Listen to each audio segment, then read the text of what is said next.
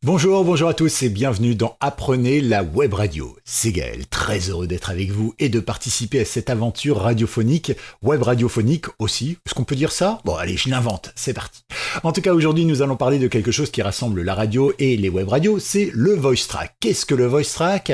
Quels sont les avantages pour les radios, web radios et pour les voice trackers, mais aussi, par exemple, où est-ce qu'on peut en trouver? Et bien évidemment, et ça je pense que c'est le plus important, c'est combien ça coûte ou combien ça rapporte. Ça dépend de quel côté vous vous placez. Eh bien, ce sont des choses dont je vais essayer de vous trouver quelques réponses dans cette vidéo. Vous êtes prêts? On y va. Alors, déjà, cette vidéo, c'est presque du voice track, c'est-à-dire qu'elle est enregistrée. Sauf que je vous le dis, évidemment, là par exemple aujourd'hui on est vendredi, d'accord, et cette vidéo sera passée dimanche. Mais vous n'entendrez jamais dire à un animateur, même en voice track, à l'antenne, bonjour à tous, bienvenue. Alors pour vous c'est dimanche, mais pour moi on est vendredi. J'espère que vous allez bien, c'est le week-end, vous détendez tranquillement. Ouh, ça fait du bien. Bon, allez, on va poursuivre avec le meilleur de la musique. J'ai prévu machin. Non, jamais vous n'entendrez ça, d'accord. Un voice tracker, en général, il est là pour faire croire qu'il est en direct. Et vous allez voir que c'est beaucoup plus courant que ce qu'on pourrait croire. Alors, qu'est-ce qu'un voice track? Eh bien, un voice track, c'est une piste de voix. Donc, un voice tracker, c'est quelqu'un qui fait des pistes de voix. Voilà, jusqu'à là, pas de souci. C'est souvent quelqu'un d'indépendant, mais il peut être salarié. Alors, je vais faire appel à quelques notions rapides qu'on a déjà vues ici sur cette antenne, et notamment sur la programmation musicale. Je vous ai d'ailleurs fait une petite playlist, et à chaque fois que je fais quelque chose sur la programmation musicale, eh bien, je la rajoute dans cette petite playlist spéciale sur Apprenez la web radio. Pensez à aller voir sur la chaîne YouTube. Pensez d'ailleurs à vous abonner dès maintenant à cette chaîne pour avoir toutes vos vidéos, et pour avoir tous les rappels, et pour avoir aussi toutes les notifs. Sympa. Donc techniquement, quand vous faites votre programmation musicale, vous sélectionnez des titres que vous allez passer, vous allez ensuite créer des catégories, créer un programme, et dans ce programme, vous allez ensuite bien mettre vos titres et puis faire des règles de diffusion, d'écart artiste, d'écart titre, d'écart voix, d'écart d'origine, d'écart de mood, d'humeur, de choses comme ça, etc., etc. Bref, vous allez créer un programme et ensuite vous allez tout simplement créer ce qu'on appelle un conducteur. Donc en premier un top horaire, ensuite on met quoi? On met les infos par exemple, ensuite on met un jingle, une chanson, ce sera une nouveauté par exemple, un jingle, puis on va mettre, je sais pas moi, un gold, puis on va mettre un jingle, puis on va mettre un récurrent, etc., etc., etc. D'accord? Donc vous allez créer ça, vous allez mettre aussi, tiens, là on mettra la pub, là on mettra aussi la pub un peu plus bas, entre les deux on mettra l'horoscope, 2-3 morceaux de musique, etc., etc. Bref, vous allez faire votre heure, et à ce moment-là, eh bien forcément, vous allez aussi imaginez que cette heure-là, l'heure de 6h à 7h par exemple, sera animée par un animateur. Donc soit il sera en direct, et dans ce cas-là, eh bien, vous avez sur certains logiciels la possibilité de mettre des petits mémos, des petites choses, en disant là tu vas parler speak animateur, là speak animateur, là speak animateur, etc. Ou alors effectivement, si c'est du voice tracker, vous mettrez un fichier de voice track, donc dans ce cas-là c'est un fichier vierge qui va s'appeler voice par exemple 0601 pour le premier speak de l'heure de 6h par exemple, ou bien 0610 par exemple pour 6h10, d'accord? Bon, après c'est vous qui voyez comme vous voulez, ok? Donc vous allez créer ça, et ensuite vous allez lancer votre programmation, et là votre logiciel, je vous la fais courte évidemment, va donc placer votre top horaire, votre info, et puis ensuite il va placer votre jingle, et puis il va arrêter sur la news, et puis il va checker en fonction de vos listes, tac, lui je peux pas parce que l'artiste est passé il y a moins longtemps que la règle prévue, lui je peux pas parce que le titre est passé lui l'humeur correspond pas, tac tac tac, je vais prendre lui, donc tac, on va placer Gims par exemple. Ensuite le gold, je vais essayer U2, ça marche pas, téléphone ça marche pas, non parce que j'ai un Jean-Louis Aubert dans l'heure d'avant, tac, etc., tac, je vais le placer parce que lui correspond à toutes les règles que j'ai fixées, etc., etc. Bref, ça on en a déjà parlé, et donc votre animation quelque part implicitement est déjà prévue dans votre programme, d'accord?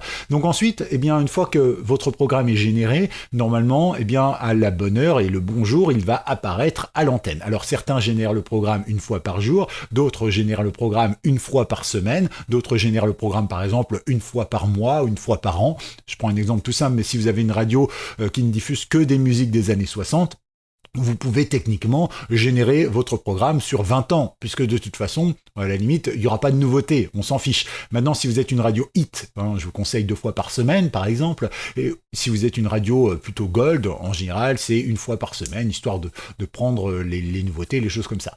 Maintenant, vous pouvez aussi programmer plus souvent, moins souvent, ça dépend vraiment de votre radio et de votre charge de travail, entre guillemets. D'accord ?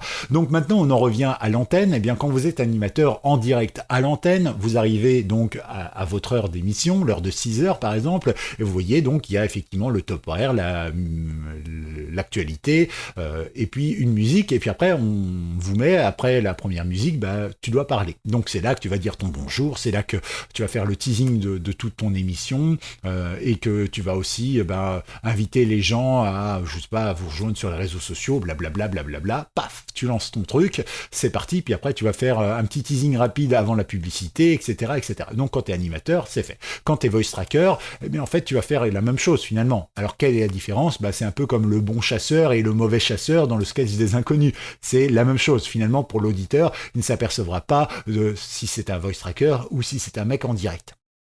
Donc jusqu'à là, pas de souci, vous avez bien compris ce que je veux dire.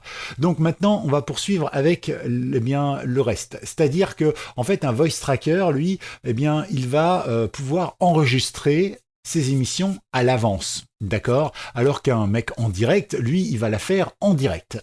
Ça veut dire quoi ? Ça veut dire que techniquement, quand vous êtes salarié et animateur en direct, eh bien, vous allez être payé pour 1 heure d'antenne. Donc, quand vous allez faire votre heure, pendant que la musique va passer, vous allez être payé. Pendant que les jingles vont passer, vous allez être payé. Pendant que les pubs vont passer, vous allez être payé, etc. D'accord ? Alors que quand vous êtes voice tracker, vous n'allez être payé que quand votre voix va passer à l'antenne. D'accord ? Vous comprenez bien ce que je veux dire ? Ça veut dire qu'en gros, pour une radio, eh bien, vous n'allez coûter de l'argent que sur vos voix et non pas sur toute l'heure. Il faut dire qu'aujourd'hui, les programmes sont automatiques sur les radios. D'accord ? C'est-à-dire que on a des logiciels comme RCS Selector, Xenon Media, WinMedia, etc.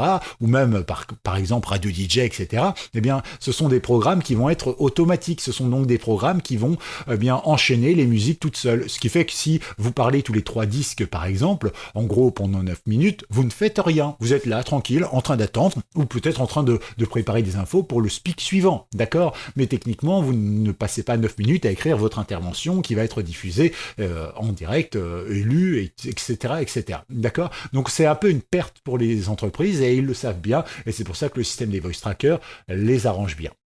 Alors où est-ce qu'on trouve du voice track ? Eh bien on en trouve partout aujourd'hui, sur les web radios, sur les petites radios associatives, sur les radios commerciales, sur les radios nationales. Si, il y a du voice track sur les radios nationales. Alors, pas sur toutes évidemment, mais pour certaines, il y en a. Par exemple, alors sur certaines radios nationales, je ne vais pas dire lesquelles, mais il y a effectivement du voice track, c'est assumé, c'est clair. Dans le milieu, on le sait, de 8h à 10h et de 14h à 16h en général, c'est un peu les heures bouche-trou, donc on met du voice track. Et puis quand il y a une équipe qui vient, etc., 8h, 10h par exemple ou autre, eh bien dans ce cas-là, effectivement, on va plutôt avoir dans ce cas-là du direct. D'accord ? Donc c'est un moyen comme un autre. Alors, on trouve aussi beaucoup de voice tracks sur les radios nationaux, notamment au niveau des jeux. Par exemple, vous êtes animateur, vous êtes en direct ce coup-ci, et vous lancez votre jeu. Ah tiens, appelez-moi maintenant au 32 875, ta mère, je paye super cher ma facture. Et puis après, vous allez pouvoir gagner tel cadeau. Très bien. Pendant qu'il y a la musique qui part, il y aura 3-4 musiques d'affilée, en général, et pendant que la musique part, eh bien là, vous allez avoir des gens qui vont appeler. Vous allez en sélectionner un, et cette personne, vous allez tout de suite l'enregistrer, d'accord ? Vous allez dire, tu vas faire comme ça, donc voilà, machin, truc, ça va bien se passer, tu souris, tu dis bonjour, machin. Et donc après, vous faites le test, tout est enregistré pendant que la musique est diffusée, et après, ça passe à l'antenne. Alors pourquoi ? Eh bien parce que sur les radios nationaux, ils ont peur des dérapages, qu'à un moment, un autre se trompe de nom de radio, ou que tout simplement, je ne sais pas, il y ait une insulte qui parte. Et puis sur certaines radios nationaux jeunes notamment, il y a aussi des critères, genre tu t'appelles pas Toufik, non, tu t'appelles Jean-Michel par exemple, ou tu t'appelles Luc, ou tu t'appelles Mathéo, d'accord, mais tu t'appelles pas Aziz, pas Toufik, pas non plus Wilfried, parce que ça fait trop allemand, je sais pas, n'importe quoi, mais voilà, sur certaines radios, C'est implicite, hein, mais il y a des critères, voilà. Et alors que sur d'autres radios, par exemple, ils vont s'en fichent totalement, d'accord? Écoutez bien un petit peu comment s'appellent les gens qui passent à l'antenne, vous allez voir, c'est très instructif. Et donc, voilà, donc c'est une forme de voice track aussi, même si l'animateur est en direct, eh ben, à ce moment T, il va plutôt diffuser un voice track. Donc ça, c'est l'information que je voulais vous donner. Voilà, le voice track, on en trouve un petit peu partout.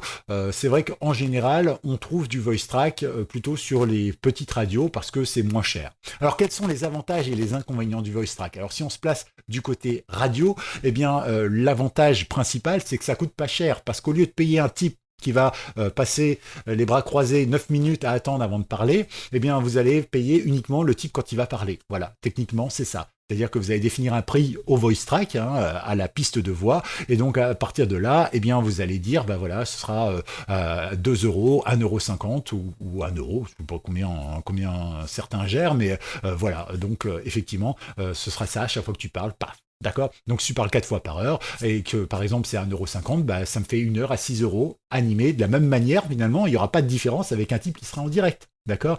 Sachant qu'un voice tracker, lui, peut aussi proposer exactement les mêmes services, par exemple le phoneur, donc faire des interviews par téléphone, il peut prendre des auditeurs en direct, enfin en semi-direct, il peut faire des inforoutes, etc.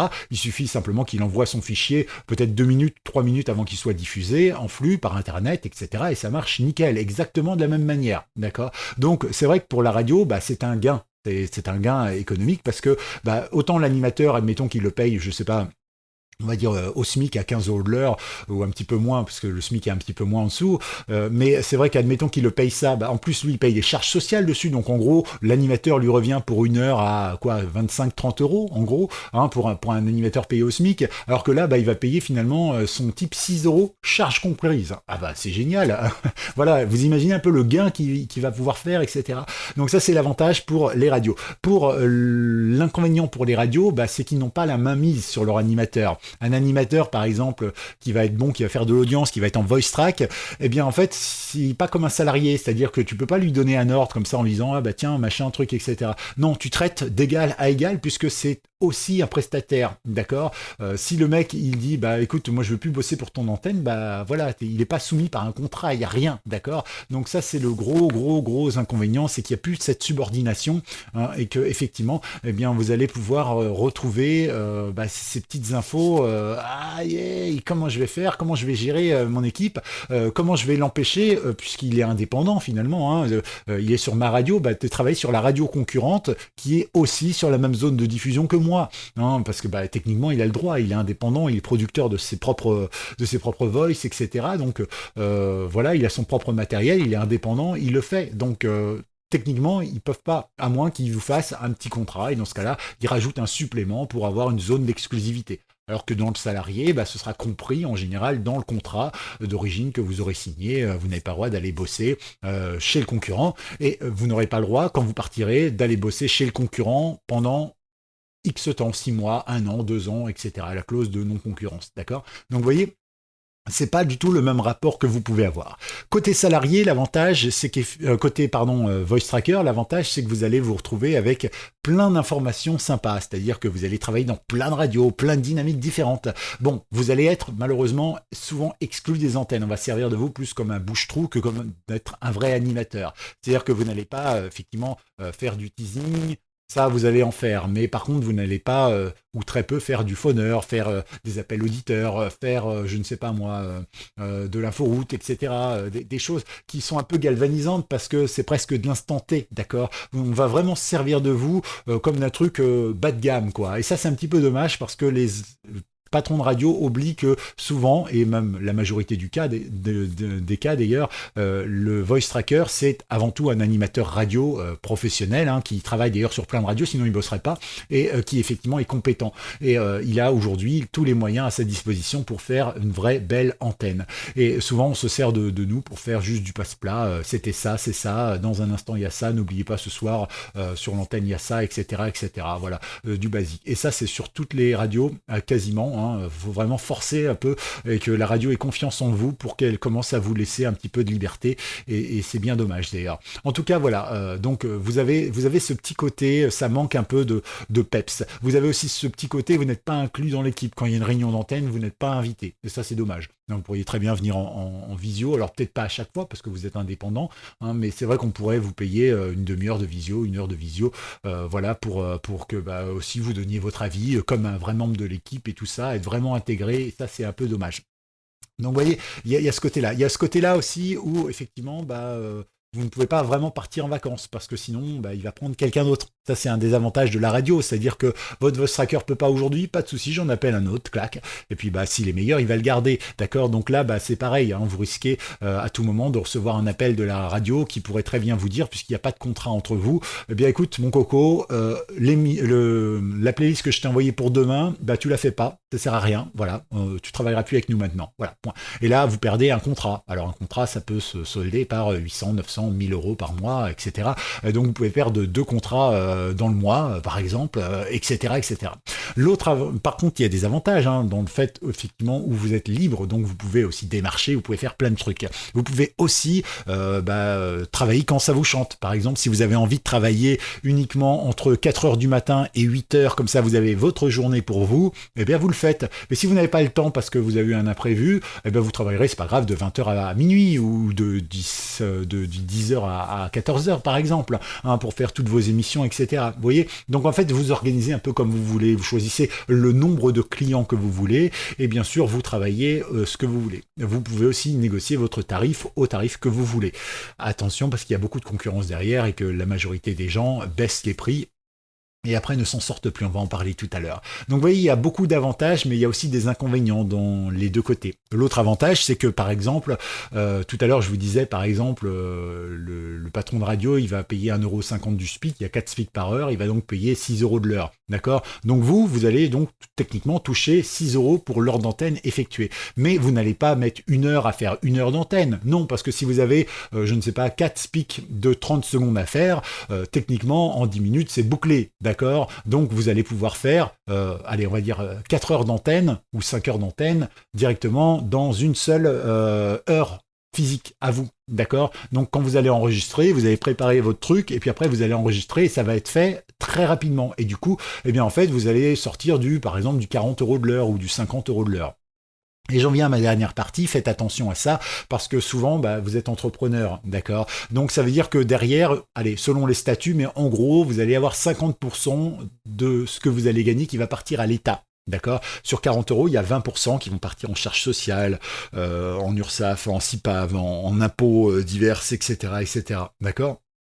Là-dessus, vous allez aussi avoir de l'investissement de matériel, parce que c'est votre matériel que vous utilisez, d'accord. Et puis, il ne faut pas oublier un truc, c'est que derrière, vous allez aussi passer du temps à démarcher de nouveaux clients, donc appeler, proposer, faire une démo, hein, parce que ça ne sera jamais payé, envoyer un CV, parfois demander s'ils ont bien reçu, etc., etc. Tout ça, c'est du temps qui va être pris et sur lequel vous ne serez pas payé, d'accord. Donc, il faut essayer d'inclure un petit peu une rémunération honnête là-dedans quand vous proposez un voice track. C'est pour ça que moi j'en vois beaucoup qui proposent du voice track à 1 euro ou même parfois à 80 centimes et les gens sont fous. Et alors effectivement moi j'en ai croisé plusieurs à 80 centimes, je dis mais moi même pour 1 euro je sors pas mon micro quoi. Je veux dire 1 euro tu enlèves 40, la moitié on va dire pour l'URSSAF et il reste 50 centimes du SPIC. Alors c'est vrai que 50 centimes les 30 secondes par exemple c'est pas trop mal payé, mais c'est vrai que par derrière si tu dois payer ton ampli à 800 euros, ton micro à 600 euros ou à 1000 euros, etc., ton ordinateur qui s'abîme, ta connexion internet et tout ça, finalement tu touches que dalle, quoi, rien. Donc ça vaut pas la peine, vaut mieux sortir sur 1,50€ par exemple. Et donc je connais des gens qui ont sorti 80 centimes. Ils me disent ouais c'est génial, j'ai plein de clients. Je dis ouais mais tu vas te crever, tu vas te fatiguer. Et effectivement 3 mois après, le type il était avec des cernes comme ça, il passait ses journées à enregistrer et il gagnait pas autant que moi. hein, parce que finalement, bah, techniquement, 8 et 8, 16, ouais, bah, il gagnait enfin, il fallait qu'il fasse 2 heures quasiment pour qu'il touche le même tarif que moi. Seulement moi, bah, j'arrive frais, dispo à l'antenne, compétent, j'ai du temps pour moi aussi pour faire des recherches, pour m'instruire, pour lire des trucs à gauche à droite, histoire de me nourrir moi et de nourrir après les auditeurs, etc., etc. Alors que lui n'avait pas le temps, il bossait 7 jours sur 7, et puis à la fin, bah, il était tellement fatigué qu'il finissait par faire des erreurs, et il finissait par se faire remplacer même s'il était pas cher. Voilà, donc il faut absolument voir ça. Vous savez, je vois beaucoup de services de radio ou autres, hein, où c'est pas cher. Parce que les gens veulent, en se disant, je suis le moins cher, donc on va forcément me prendre, et puis bah, comme ça, je vais pouvoir rentrer de l'argent. Oui, mais derrière, il y a des charges, d'accord? Et je vois beaucoup d'entreprises de VoiceTrack ou autres qui, effectivement, sont obligées de fermer leurs portes parce qu'ils n'ont pas prévu leurs charges. Bah oui, c'est génial, tu gagnes 40 € de l'heure, tu dépenses 40, ouais, tranquille, on va faire ça, pop and up et tout ça. Seulement derrière, quand ça tombe à N-1, à N-2, quand tu as bien sûr les impôts entreprises qui tombent également, etc., en fonction de ton chiffre d'affaires, mais pas de l'année en cours, de l'année précédente, etc., bah, l'argent, il faut le sortir. Voilà, c'est comme ça. C'est vrai que c'est pas forcément, on n'y pense pas, mais on n'est pas tous, on n'apprend pas ça à l'école d'être entrepreneur. Et c'est dommage d'ailleurs parce que bah, aujourd'hui on se dirige vers une société où on le sera de plus en plus. Moi je trouve qu'on devrait apprendre l'économie à l'école, comment ça fonctionne et tout ça. Mais ce depuis le plus jeune âge. Hein. Je sais que par exemple en Allemagne, ils travaillent même avec les maternelles avec des petites tirelires et puis bah, ils apprennent à gérer leur argent, etc., etc. Parce que c'est quelque chose qui doit être intuitif. Mais en France on a peur de ça et ça marche pas. Donc voilà, pour revenir au VoiceTrack, il y a des gros avantages, il y a aussi des gros inconvénients, et il y a pas mal de choses qui rentrent en compte. Et puis le marché évolue. Par exemple, moi, quand j'ai commencé la radio, en tant que bénévole, j'étais en 1997 et on me disait « Oh, dans 10 ans, tu verras, il n'y aura plus d'animateurs comme ça ». Et en fait, déjà en l'an 2000, 2002, 2003, avec l'arrivée d'Internet, il y avait des voice trackers de partout et il n'y avait surtout plus d'animateurs sans cesse en direct comme on pouvait l'avoir juste avant. Voilà, la technologie fait. Demain, avec la 5G, il y aura peut-être plus jamais de studio de radio. Tout le monde sera en direct depuis n'importe où et ça pourra fonctionner de la même manière. Bref, on ne sait pas où ça va aller, donc on verra bien. En attendant, eh bien, prenez soin de vous et profitez du média et pensez à vous abonner et du coup, pensez à mettre un petit pouce bleu si ça vous plaît. À tout bientôt pour une prochaine vidéo dans Apprenez la Web Radio.